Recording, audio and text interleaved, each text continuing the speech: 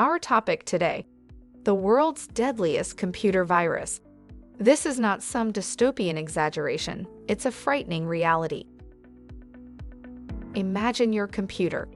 Now visualize a coded menace infiltrating its system, consuming all its resources.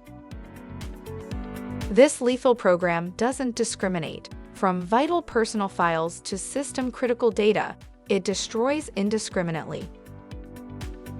Indifference is its strength and your computer's weakness. It's relentless with a sole objective: total destruction. No conventional antivirus can combat it. Its power, its unique and ever-morphing characteristics that defy identification. Yet, its existence is rooted deeply in a benign idea, manipulated by nefarious individuals for personal gain. World's deadliest. Yes. Invincible. No. Remember, every code, no matter how pervasive, has a loophole.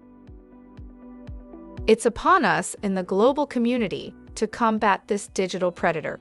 But first, we must understand it.